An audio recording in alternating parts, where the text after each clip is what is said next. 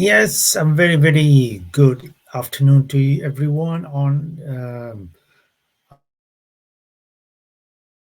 another special agenda. This is Raju from the Woman Agenda here live on the Woman Agenda channel. Hope you guys are having a great Thursday afternoon. If it's morning or afternoon or evening or nighttime, whatever you are, hope you guys are having a good one. Speaking about the Woman Agenda, we're having some great feedback coming up on our social media channels, which we will tell you about as well. It's great feedback, and which means we're going to bring more content, more live interviews coming up tomorrow and next Friday. And we're speaking to more musicians, artists, and obviously promoting to more book authors as well, which is, like I said, tomorrow is a book author interview tomorrow here only on the Woman Agenda channel. And remember, you can get in touch with us, and I will show you the social media channels. And if you want to sponsor the podcast, advertise with us, get in touch. Talent Spotlight 309 at gmail.com. We'll promote you on our the Woman Agenda channel, among the social media channels, and so much more. And we are getting great feedback on the channel. If you look at the views, the exposure, lots of stuff, and we're looking to expand it further in the next coming weeks. Today is a brand new series of the best female authors around.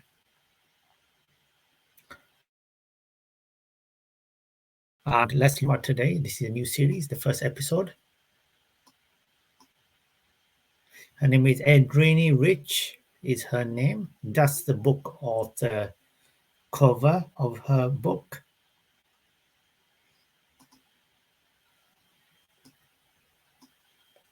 So Adrienne Rich, courtesy of powers.com.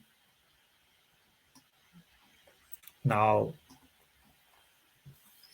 this is what it says about her. Now, how often among the literature lovers are poems from Adrienne Rich's The Dream of a Common Language quoted? I choose to love this time for once with all my intelligence from splittings. This collection, especially of poems, contains some of the most beautiful and arresting love poetry written this century. Adrienne Rich is a feminist giant, and these poems, written in 1974, map and delineate the territory of woman's love for woman, sexual and otherwise, and the struggle of selfhood, consciousness, history, and art with strength, creativity, and fierce empathy. Even if you think you're not a fan of poetry, Rich's work, her common language will move you. It's a bit about Adrienne Ritchie, and going on to a second one, which we have selected on the first episode, is her name is Alison Bechdel, unless, and that's her book cover.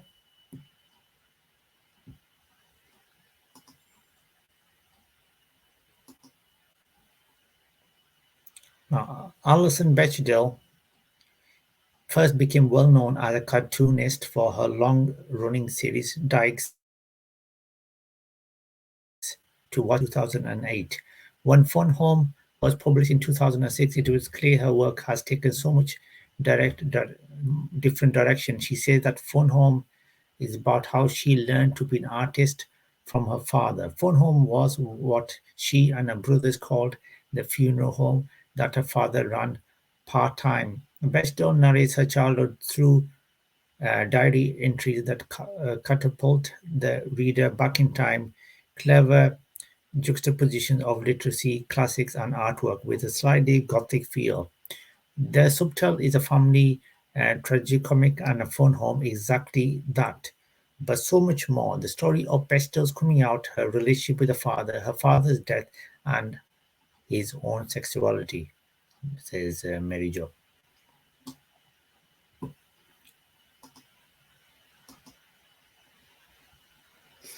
The next female author we are talking a bit about is Amy Hempel.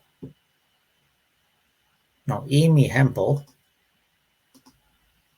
as you can see her book cover there, called The Collected Stories. Hempel used to be in the category known as a writer's writer, officially praised, loved devotedly by fellow authors, and often taught, particularly her near perfect story in the cemetery where Al Jolson is buried, but not widely read. In fact, several of her early collections of stories were out of print and difficult to find. But with the publication of her collected stories a few years ago, there is now no excuse for not reading her stories. One of the most story writers in America today, hands down, her incredible sharp-edged prose, her precise minimalist style, her devastating and often absurd humor, and poignancy have made her a touchstone and influence for other contemporary writers. Hempel's collected stories is an abundance that will reward readers again and again, says Jill.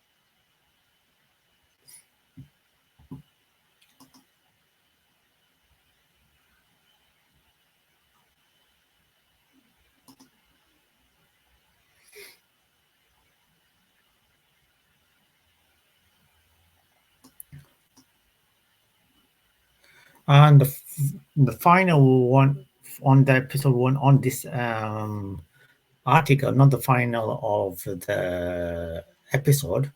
Her name is Chimamanda Ngozi. Hopefully, I've said that right. Apologies if I haven't.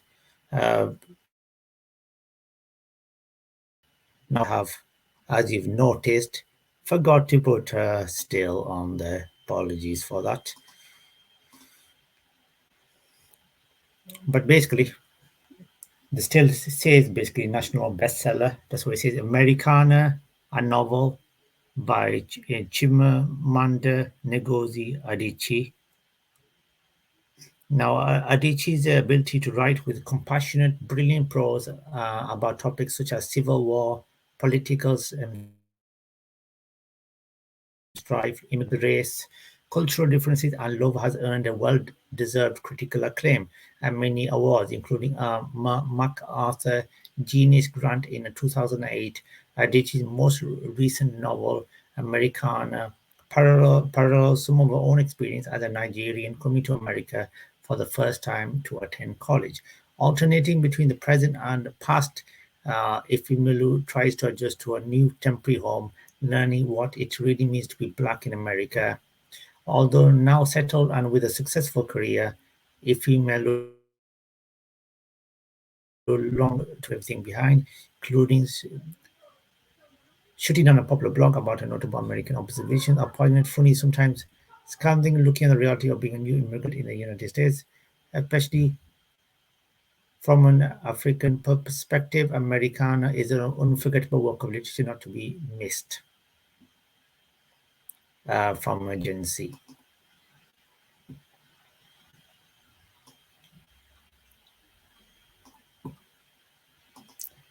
Now, this is some of the best female authors courtesy of ranker.com.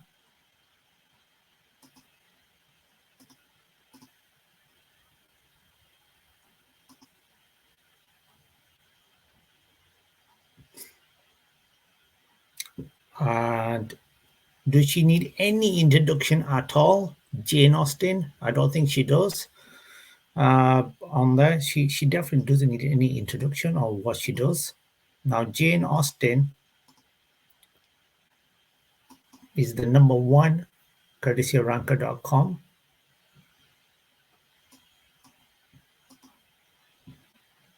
Now, and also courtesy of en.wikipedia.org as well.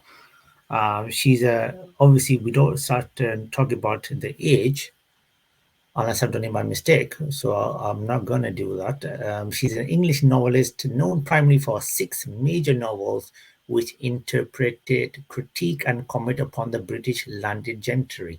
At the end of the 18th century, Austen plots often explore the dependence of women on marriage in the pursuit of favorable social standing and economic security. Her works critique the novels of sensibility of the second half of the 18th century and are part of the transition to the 19th century literacy realism. Her use of bitter irony, along with her realism and social commentary, have earned her acclaim among critics and scholars. Now, with the publication of Sense and Sensibility 1811, Pride and Prejudice 1813, Mansfield Park 1814, Emma 1816, she achieved success as a published writer. She wrote two other novels, Northanger Abbey and Persuasion, both published posthumously in 1818. Began another eventually titled Sedition, but she died before its completion. She also left behind 3 volumes of juvenile writings in manuscript, the short epistolary novel Lady Susan, and another unfinished novel, The Watsons. Her 6 full-length lessons have rarely been out of print, although they were published anonymously and brought her moderate success and later fame during their lifetime. In a posthumous reputation occurred in 1833 when her novels were republished in Richard Bentley's standard novel series, illustrated by Ferdinand Pickering and sold as a set.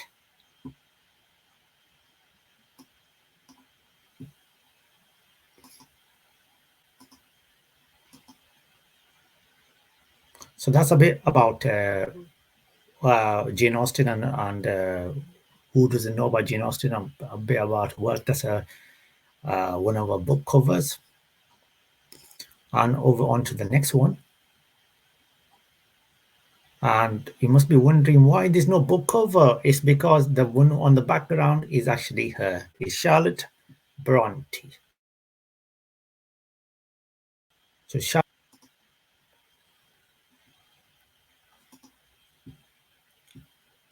number 2, our ranker.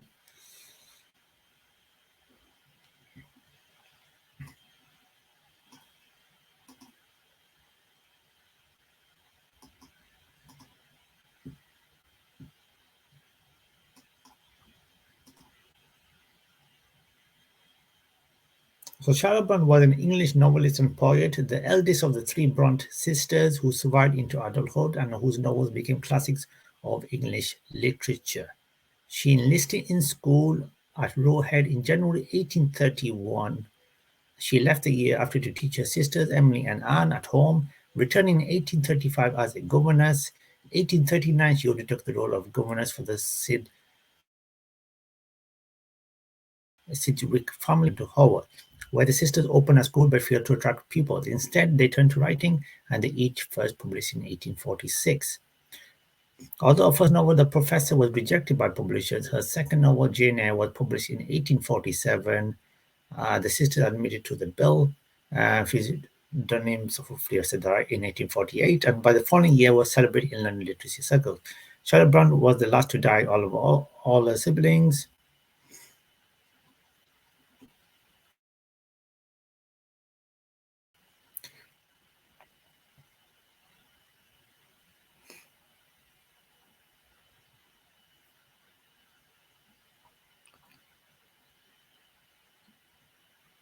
So in 1824, Patricia sent Charlotte, Emily, Mary, and Elizabeth to the Clergy's Daughters' School in Cowan Bridge in Lancashire. Charlotte maintained that the school's poor condition permanently affected her health and physical development and hastened the deaths of Maria and Elizabeth, who both died of tuberculosis in June 1825.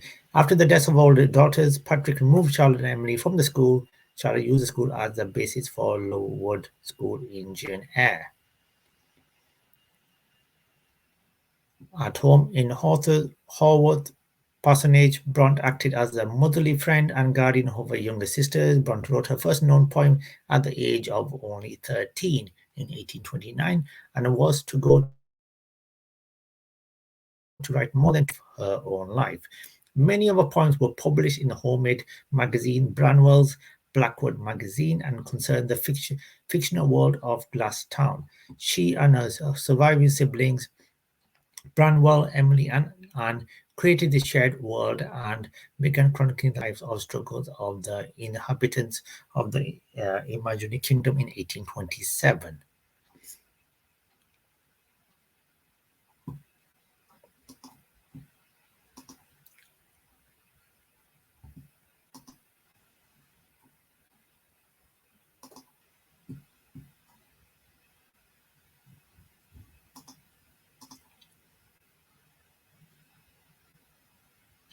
The next one which we're talking about is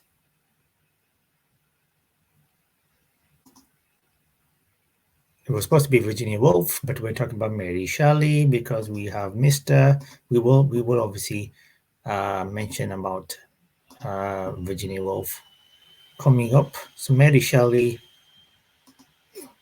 number 5 on ranker.com.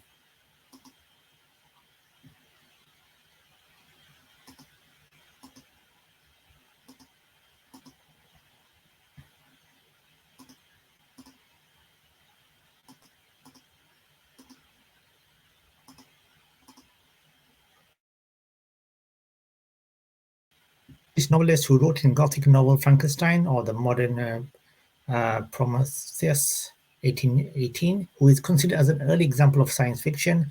She is also edited and promoted the works of her husband, the romantic poet and philosopher Percy Shelley. Her father was a political philosopher, William Godwin, and her mother was a philosopher and a feminist activist, Mary Wollstonecraft.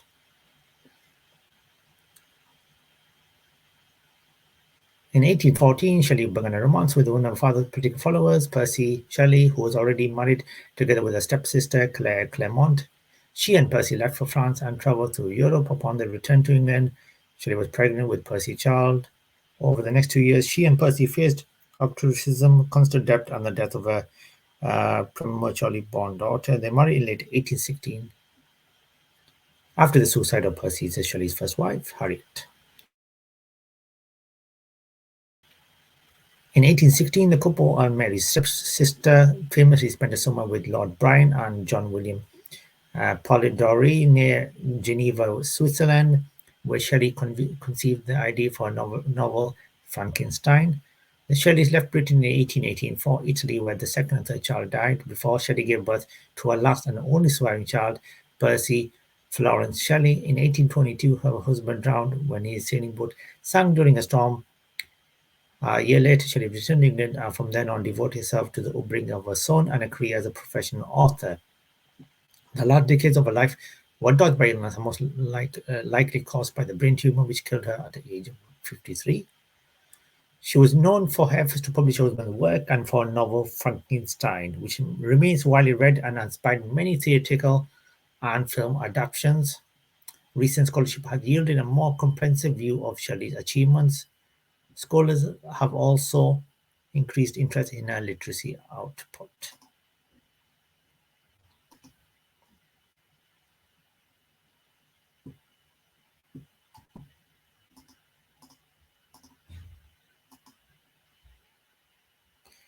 And the next one we're talking about is George Eliot.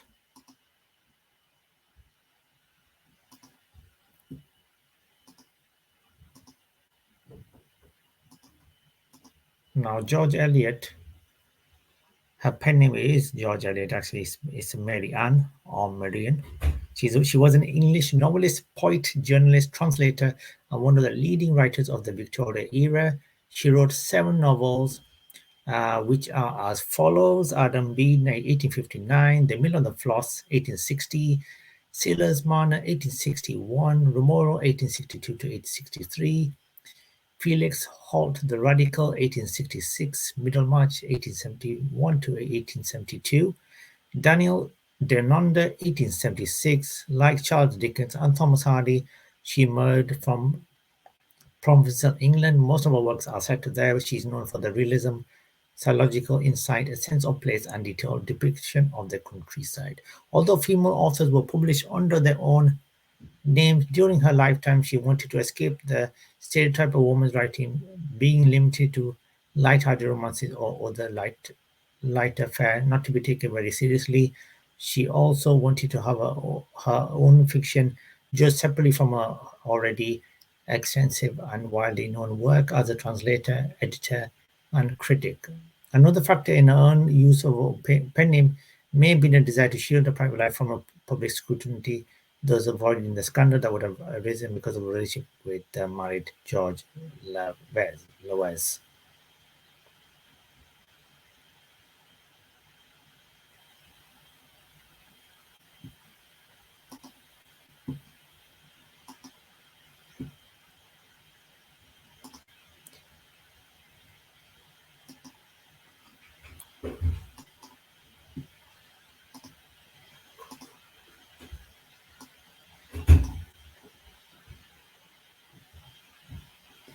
And the last one which we want to talk about today is Louise May Alcott. Now, Louise May Alcott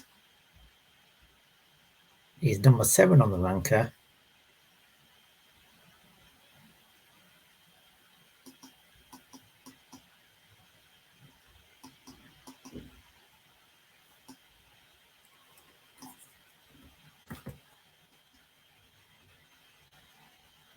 More information about her is there is. She was an American novelist and short story writer, poet, best known as the author of the novel Little Women (1868) and its sequels Little Men (1871) and Joe Boys (1886). Raised in New England by her transcendentalist parents, Abigail and Amos, she grew up among many well intellectuals of the day. Published in 1868, Little Women is set in the Alcott family home, Orchard House in Concord, Massachusetts, and is loosely based on Alcott's childhood experiences with the three sisters. The novel was well received at the time and is still popular today among both children and adults. It has been adapted many times to stage, film, and television. She was a botanist and feminist. Alcott was active in reform movements such as temperance and women's suffrage throughout her life. Alcott never married. She died from a stroke 2 days after her father.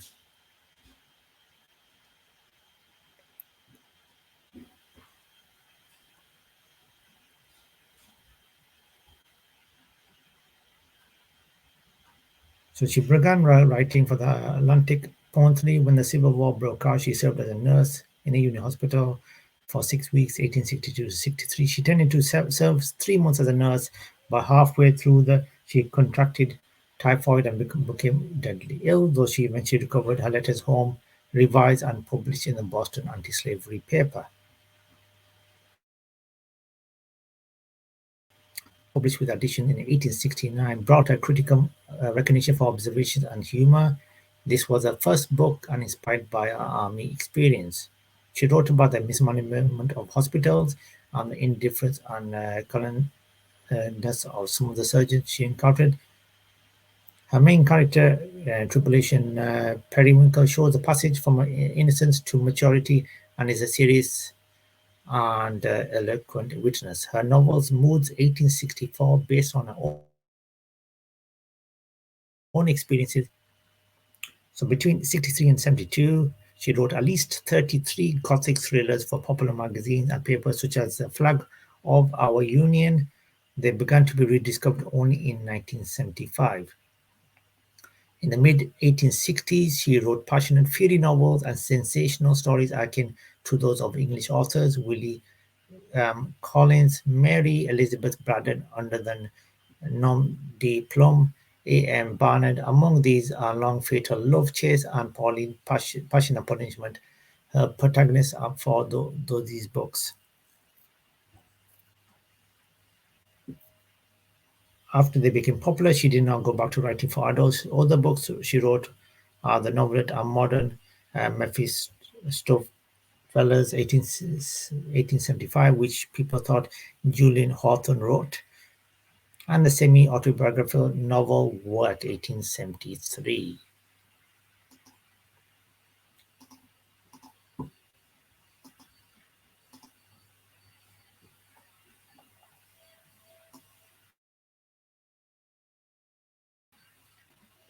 So there you go. That was some of the best female authors of all time. Episode 2 would be on next week. Stay tuned for that. And how do you stay tuned to watching live content and videos and live interviews and videos which are uploaded? There's only one way. Like it says on there, subscribe to the channel, the Woman Agenda channel. We are planned to put amazing content on there, live interviews, so much stuff, and we are working on with other people to bring more different content in the next so many weeks. So stay tuned for that. On there, you can get in touch with us on our social media channels. And how do you do that? On Twitter and Facebook. This is a way.